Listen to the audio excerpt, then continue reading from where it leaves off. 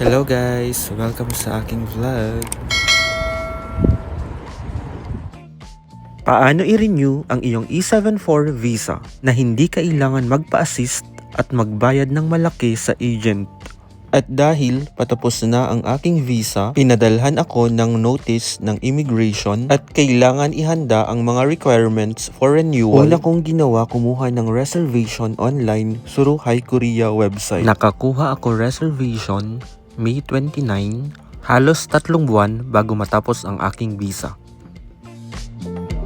Maaring kumuha ng reservation para sa extension mula 4 na buwan bago matapos ang visa.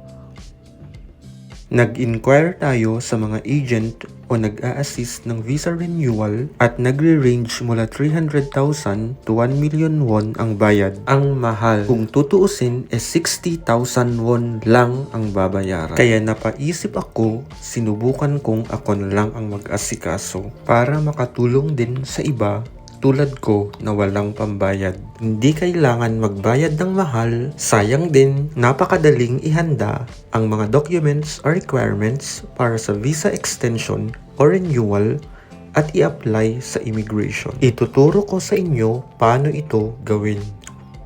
At ito ang mga kailangan ihanda na documents or requirements para sa E74 visa extension.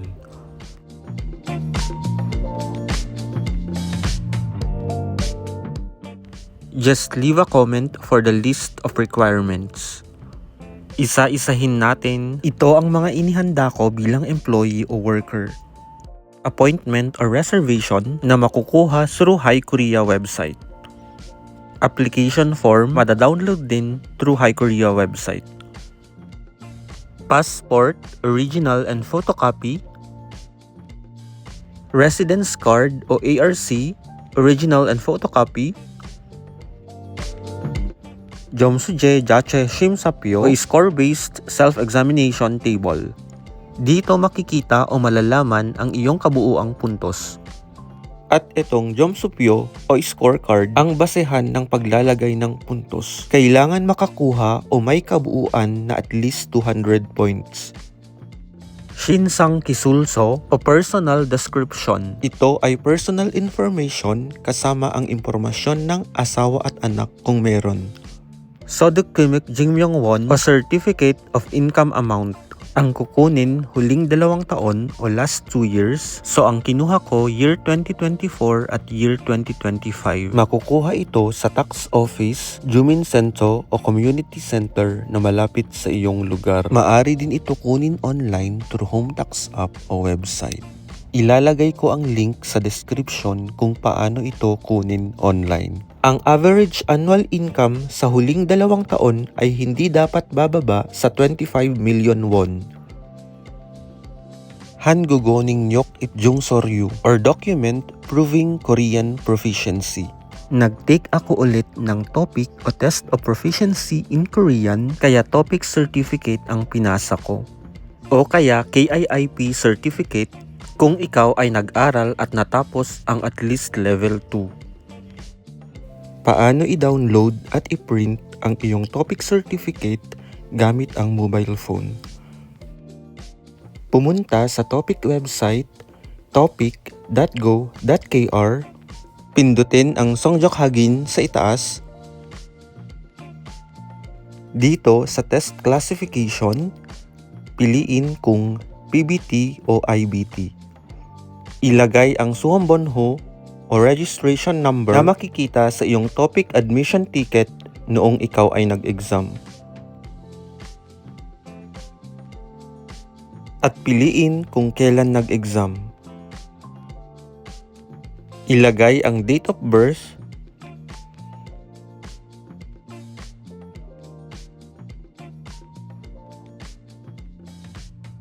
at pindutin ang COMSEC o search. I-scroll pababa, pakanan, at pindutin ang Chulyok o print. At dito, lalabas ang iyong topic certificate.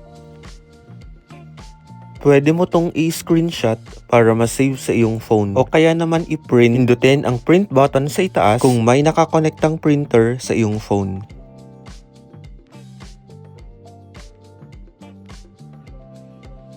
외국인 직업 및 연간 소득금액 신고서 o foreigner occupation and annual income report form. At kung nakapag-report na online through HiKorea, maaring hindi na magpasa nito.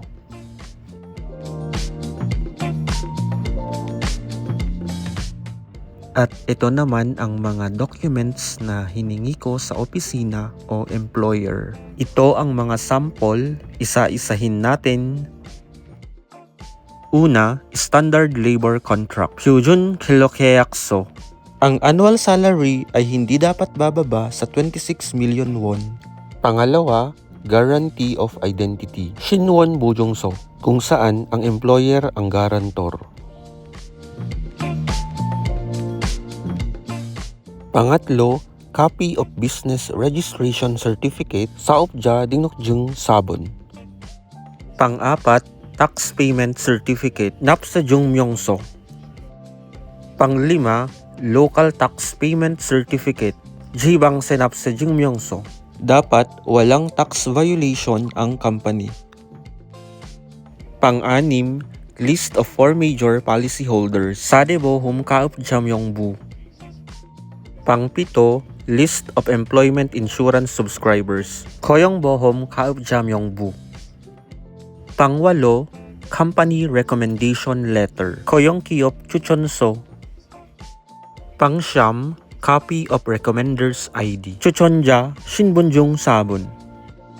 At pang-sampu, Confirmation of Residence, Accommodation, or Lease Agreement Koju Suksujekong Haginso Tunin Imchakeyakso. Ang mga forms ay maaring i-download sa HiKorea website. Magpunta sa hikorea.go.kr at pindutin ang Minwan Soshik o Civil Service Forms. Ang bayad para sa visa extension fee Vijayon Susuryo ay 60,000 won at babayaran ito ng cash. Kung nais ipatekbe o deliver ang ID card, magdagdag ng 5,000 won. Sa pag-apply ng visa extension ay kailangan bumisita ng personal sa immigration kung saan nasasakupan. At dahil taga Incheon tayo ay sa Incheon Immigration Office, Incheon Choripgok-Wegunginchong tayo nagpunta. Bago magsadya o magtungo sa immigration office ay i-double check o siguraduhin kung kumpleto ang iyong mga documents or requirements. Ito ang ginawa kong pagkakasunod-sunod. Ilalagay ko ito sa my description. At huwag kalimutang dalhin ang original passport at residence card o ARC. Ganun din ang 60,000 won na bayad para sa visa extension.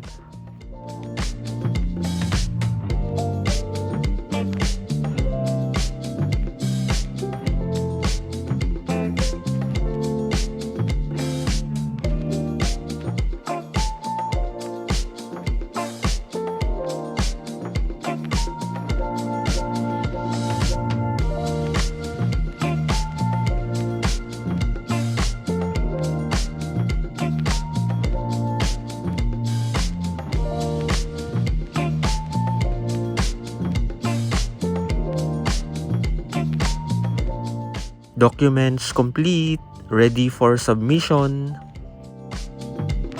Hello guys, papunta tayo ngayon ng Incheon Immigration Office. Ngayon ang araw ng reservation natin, May 29, para sa application ng E74 visa extension. Nag-taxi tayo para mabilis dahil bawal ang malate. Ang oras ng reservation ay 9:24 at pang number 21 tayo.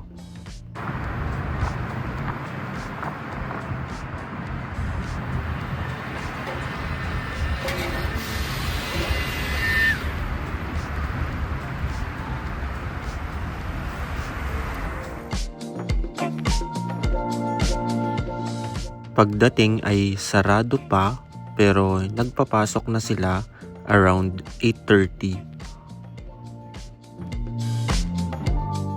At habang nag-aantay ay pwede ka na magbayad ng 60,000 won na visa extension fee o revenue stamp para pag tinawag ang iyong numero ay bayad ka na. Nagsimula ng magtawag. Ang immigration offices ay bukas mula 9 a.m. hanggang 6 p.m. Monday through Friday except holidays. 6배 3번 고객님 11번 창으로 오십시오. 6배 4번 고객님 11번 창으로 오십시오. 6배 5번 고객님 11번 창으로 오십시오. 6배 6번 고객님 11번 창이요. 6배 7번 고객님 11번 창으로 오십시오.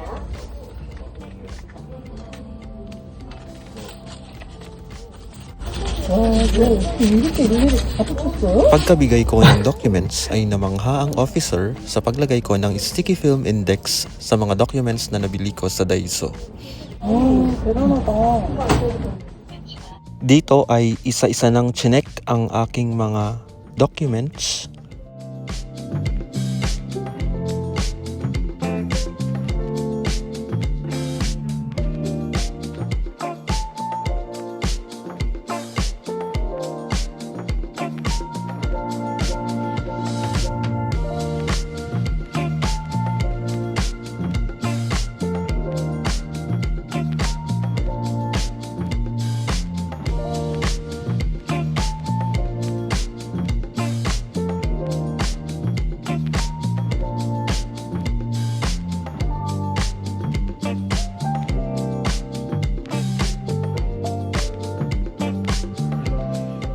이사했어요?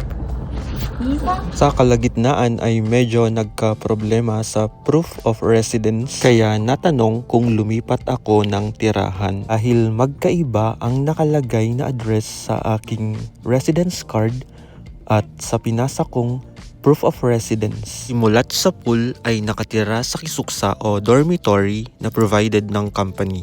At address ng company ang nilagay o gamit ko dahil wala naman naging problema nung in-apply ng E9 visa extension. Tumawag ako sa aming opisina at ipinakiusap sa officer. Sa pagkakaintindi ko ng pag-uusap nila ay kapag lumipat ng tirahan ay kailangan mag-report within 15 days mula paglipat. Otherwise, magbabayad ng penalty. At make sure na ang tinitirhan mo ay yun ang nakalagay na address sa iyong residence card. Pagkatapos mag-usap ay naayos din. 26일, 29? Hindi. 여기도 오늘 날짜로 똑같이 쓰세요. 똑같아요? Hindi. 25번 고객님 2번 창으로 오십시오.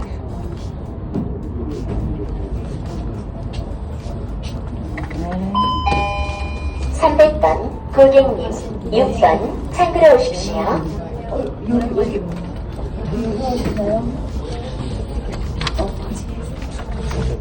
Nagpatuloy sa pag-check ng aking documents at wala naman ng ibang tinanong dahil kumpleto tayo sa requirements. At inabot ako ng more or less 10 minutes hanggang matapos. 이거 연장되면 문자 갈 거예요. 네. 네, 그때 찾으러 오세요. 감사합니다. 안녕하세요. Ang passport ay ibabalik at bibigyan ka ng resibo o confirmation of application for permission to stay. Seryohoga, Shinchong Haginso. Ikaw ay padadalhan ng text message kung aprobado na o pwede na i-pick up ang iyong residence card. Maari din i-check online sa Hi Korea website.